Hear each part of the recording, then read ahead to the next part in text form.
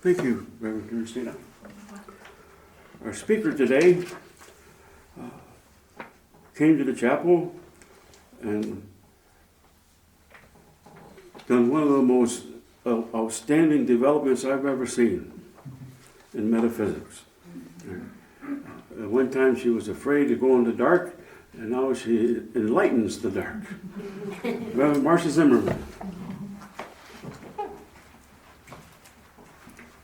Thank you, Reverend David. Started wondering who you were talking about. I know who I was talking about. Oh, good morning. Good morning. The topic for this week is flexibility or adjusting. And flexibility is defined as the capability to bend without breaking, the ability to be pliable. Flexibility is the capability to bend without breaking. It's also defined as the ability to be adaptable, the ability to be variable. Flexibility is the ability to adapt, bend without breaking. One of the main purposes of teaching and learning to become aware of the metaphysical principles is to learn to live life with a little bit more ease. What a great thing to focus your intention on. Learning to live life with more ease. If we know that life is full of ups and downs, full of positives and negatives, then doesn't it just make sense to learn to be flexible? Doesn't it make sense to learn to bend and flow and adapt in life rather than being rigid and unyielding? I had a dream a number of years ago that I found to be really interesting. And in this dream, I was traveling down a really treacherous road. And I watched others go down the road ahead of me and make it, but it seemed that they were more prepared for the terrain than I was. The other cars were really big and rugged vehicles, and mine just wasn't the type of vehicle that was made for really rocky, rough roads. I was really scared in this dream that I would fall off that road and get seriously injured. So in the dream, I finally made it to where I was going on this road, and after I got to my destination, I saw that there were actually other roads that I could have taken that were really straight and had easy access. And I remember thinking that I had wasted a lot of time and stress when I could just as easily have gone the simpler route.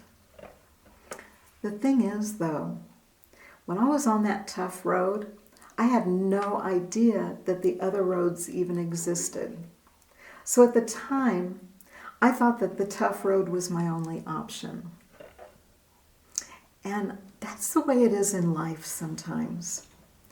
We get thrown some pretty tough issues. And dealing with our toughest issues can be really, really difficult. And at at those times, the going can seem really slow and agonizing. But we can learn from our experiences. And we can learn to recognize the easier routes when we get faced with a similar incident in the future. If we're flexible, then we're able to handle the pressures when times are tough. And we're able to adjust and adapt so that we don't have to repeat the same things if we've learned that there's another way that can get us back on track in life with a little bit more ease. My husband loves to go fishing. I mean, he really loves to go fishing. And he's just as happy on days that he catches fish as he is on the days that he doesn't catch fish. He goes to the lake and just loves to be on the water. Just to be on a boat and feel the movement of the water makes him really happy. He likes to go late in the day and watch the sun go down on the lake.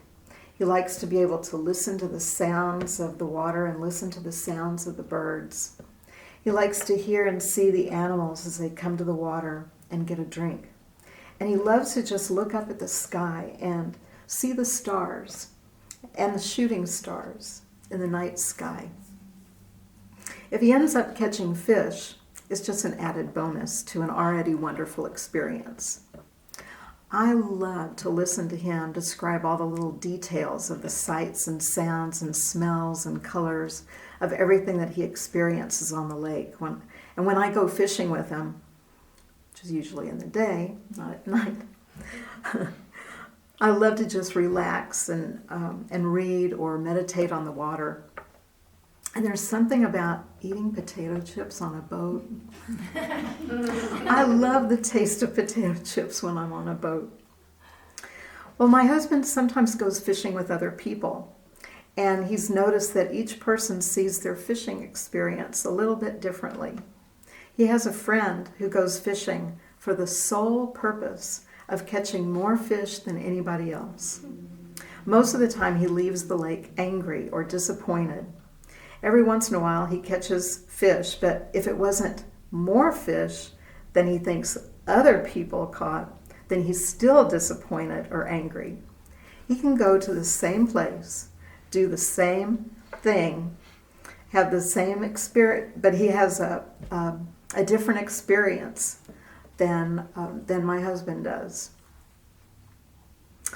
To be flexible is to be capable of moving in a different direction. If life isn't working well in one area or another, then be flexible. Find a way to adapt and bend. As metaphysicians, we're taught to take responsibility for our own lives.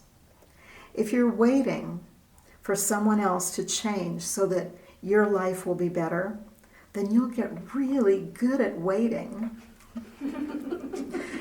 As metaphysicians, we're taught that we have within us all the tools that we need to create our lives. And we're creating our lives every moment, with every thought, every word, and every action that we take. Every moment we have another opportunity to create love, compassion, peace, and harmony. Or we have the same opportunity to create the opposite. A number of years ago, I made a conscious decision to change my thought patterns. At the time, I wasn't satisfied with the way my life was going, but I felt like I was doing the best that I could. I was always trying to do things in a way that I thought other people wanted or expected me to. And I usually ended up being disappointed in other people for one reason or another. I felt like I gave and gave and gave to others, but quite often I didn't like what I received in return. Well, one day I made a decision to change my thought patterns and just see what would happen. So at first it was really strange. What I did was to work on recognizing just what kind of thoughts were going through my head. If I recognized a thought that was being negative toward myself or others, I decided to just turn off that thought and consciously replace it with something else. And what I found was that I had so much negativity going through my head every day that it was taking a lot of effort to turn it off. Every day I felt like most of my day was spent replacing negative thoughts. But after a while it was getting easier. I guess it was after about 2 months that I really started to notice a change within myself. I wasn't having to change my thoughts as much because I already had mostly positive thoughts going on in my head. I seemed to feel better. I was happier. Traffic didn't even bother me that much. I really liked what I was experiencing. And it all started with a decision to change my thought patterns. I mostly stuck with a statement, an affirmation, that I could easily remember from my replacement statements. Simple statements like, I am happy, I am healthy, I am peaceful, I am grateful. Every time I caught myself in a negative thought pattern, I would say the opposite 10 times. Doing this one seemingly simple thing was the greatest gift that I could have ever given myself. I can also say that there was an adjustment period as this was all happening. The people around me were used to me being a certain way and acting and reacting in a certain way. So I got some resistance from my family at first. They expected me to stay the same as I was. But I was patient and kept working on myself, and after a while I noticed my family was changing too. It was more and more peaceful in my house. I can't really even begin to tell you just how huge a difference making a seemingly minor change in myself was. Changing my thoughts led to changing my spoken words. Changing my words led to changing my actions. I'm now surrounded by people I love being with, and the changes I was making led me to this chapel. Now I feel like I do things that resonate with me so much more. Does this mean that only happy things happen to me in my life?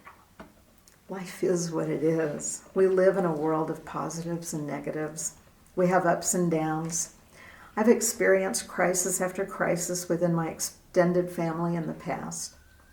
But in the midst of it all, I have a firm foundation of trust within myself and a knowing that I have the ability to create peace, even in the midst of chaos. When things get challenging, I keep reminders around me to keep planting those positive seeds for the future. And just saying nice things for myself, it really does feel a lot better than saying the opposite.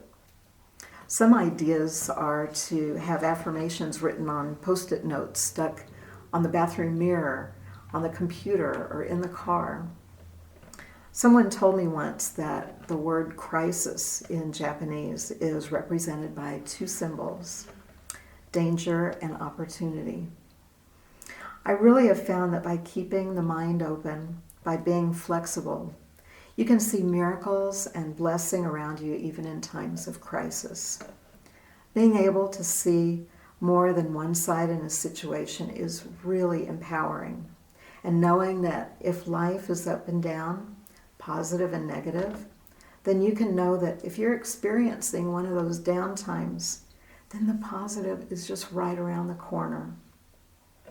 If you can use the power of your own inner strength to kind of smooth out the wrinkles, help yourself to see more of the opportunity rather than the danger in a crisis situation, then you can know you can get through the tough times with a little bit more ease. Years ago, when I was visiting my parents at a hospital in Texas, I came across a labyrinth, a kind of a maze design that was made like a mosaic built in a garden area outside on the grounds.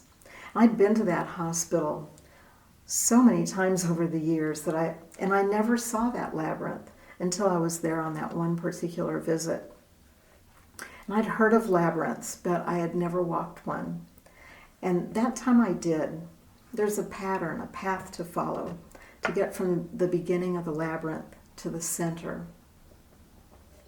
And what I realized while walking that pattern, I found myself going in completely different directions than I expected. The twists and turns I took as I walked along the design of the labyrinth seemed a little bit more difficult at first. But as I got used to the turns, they got easier and easier to maneuver. It reminded me of the journey of life. You can think that you're on one path going in a familiar direction, and then something happens to take you on a journey you weren't expecting. But if you stay on the path, you can eventually get back to a more level and harmonic place. When the unexpected happens again, you have more experience to handle it a little bit better than you did before. And you can have an understanding that there's more good stuff somewhere right around the corner. That labyrinth walk was so meaningful to me that on that day, I started creating a plan to build one of my own. And it took time and patience, but within a few years, my husband and I actually created a labyrinth on our property to walk anytime we feel the need to. And that creation of building was quite a journey in itself.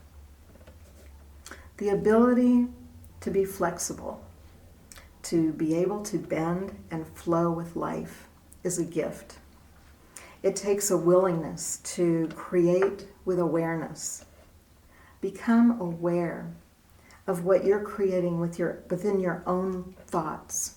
Become aware of the words that you speak. And then choose what actions you will take in response. What people will you be with today? What places will you go to? What things will you do? Be aware. Be flexible. God bless you.